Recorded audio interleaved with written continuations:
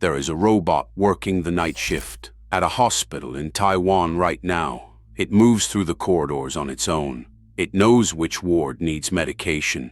It delivers samples to the lab without anyone asking. It does not get tired. It does not call in sick. And the nurses on that ward say they love it.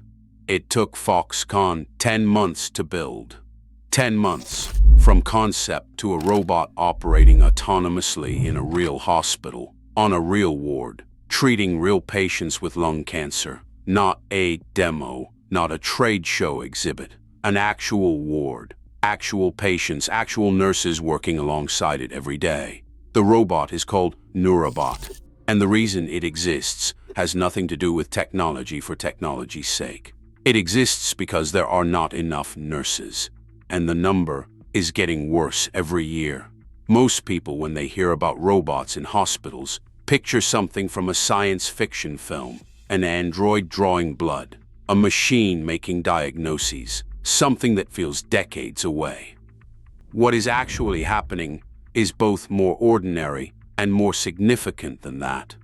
But that is not even the most interesting part of this story. So what is?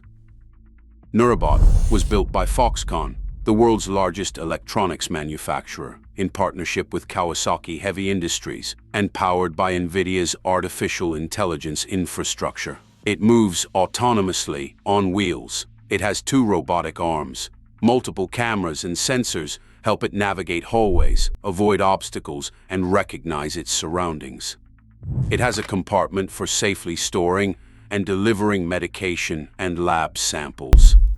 And it is already running at Taichung Veterans General Hospital in Taiwan, one of the world's top 100 smart hospitals.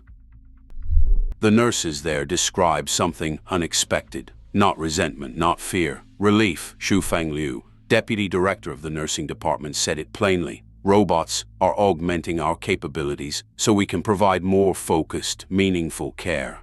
Early data from the trial shows Nurabot is reducing the daily nursing workload by 20 to 30%.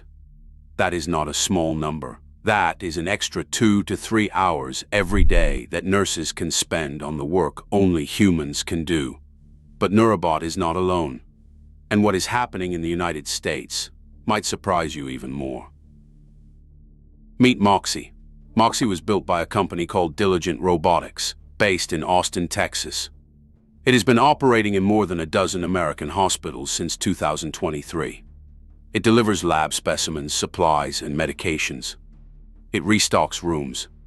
It navigates elevators and hallways on its own. And here is the detail that most people do not expect. The staff loves it. Medical City Dallas and Medical City Denton are 2 of the facilities where Moxi is deployed.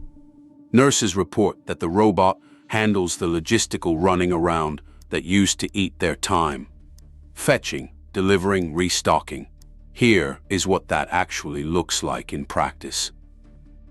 A nurse on a 12-hour shift used to spend roughly 3 hours walking, not treating patients, not making decisions, walking to the supply room, to the lab, to the medication station and back, over and over, every shift, every day. Moxi does that walking now. Nurses spend an estimated 25 to 30% of their time on non-clinical tasks. That is 3 hours of a 12-hour shift. 3 hours that Moxi is now handling. 3 hours that nurses can spend at the bedside instead of in the corridor. One nurse at Medical City Dallas described it this way. It is like having an extra set of hands that never gets tired, which raises the obvious question. If this is already working, why is it not everywhere yet?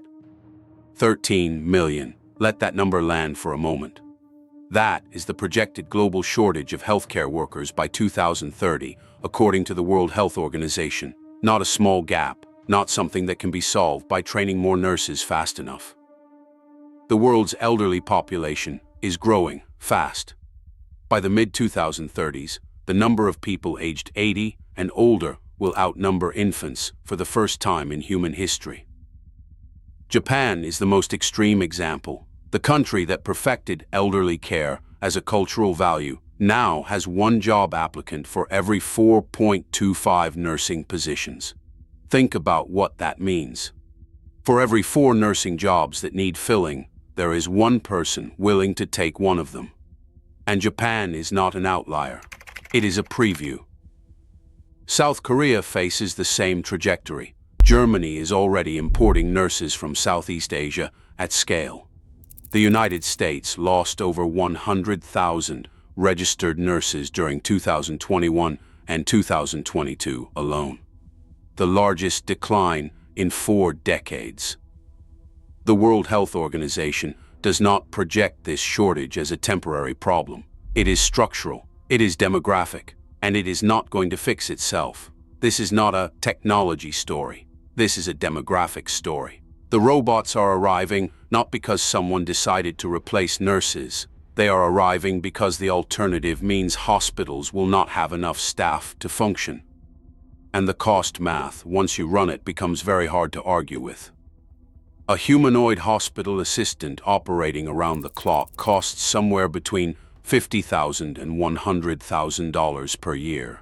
A single human nurse on a single shift costs $60,000 to $80,000 per year in salary, before overtime, before benefits, before the turnover costs when they burn out and leave. The robot works 3 shifts, the nurse works 1. Hospitals piloting logistics robots typically see their investment returned within 12 to 18 months. The savings come from multiple directions.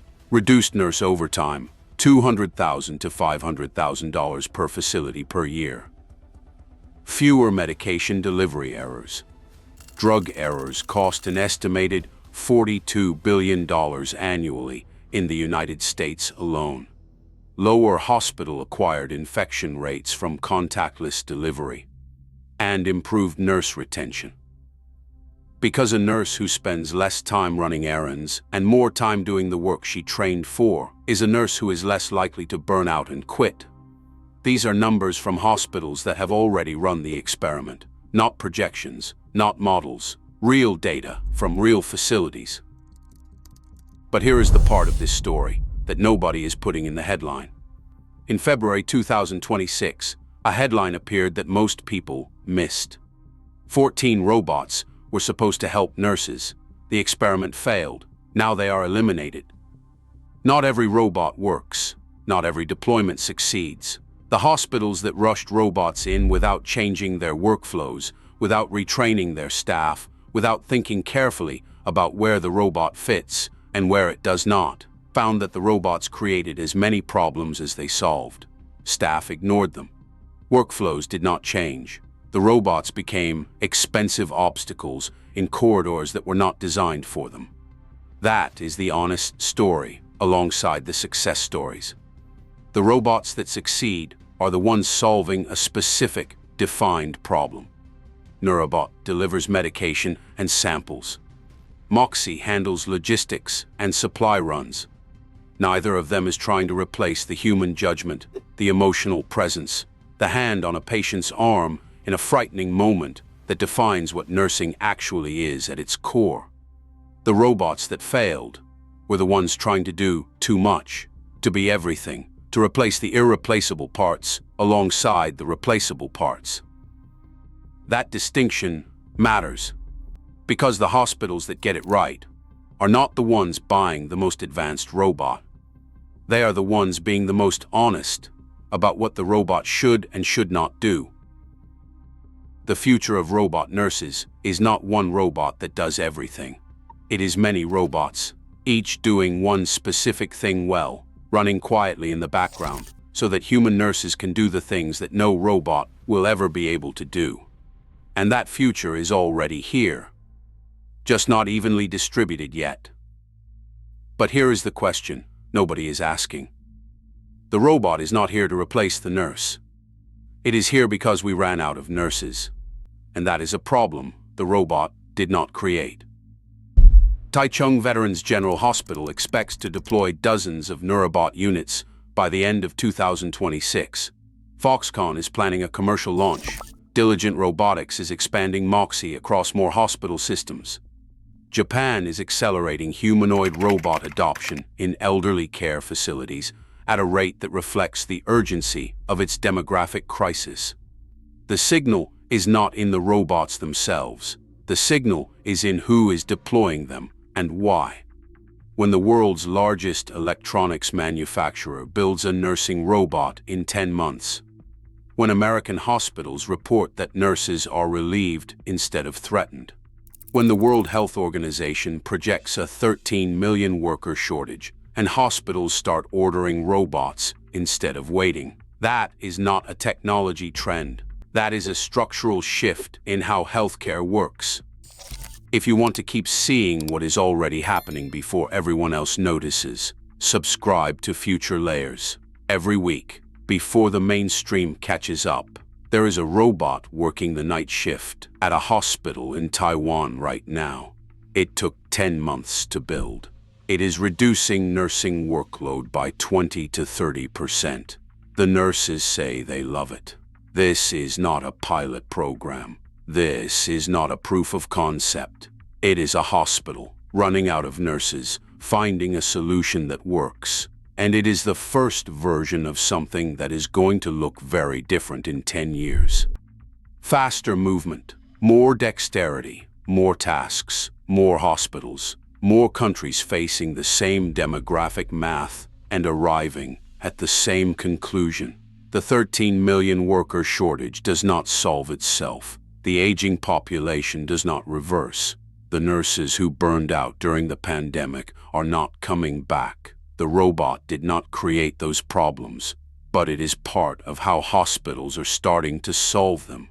The next time you walk into a hospital, look around. The robot might already be there. You just might not have noticed it yet.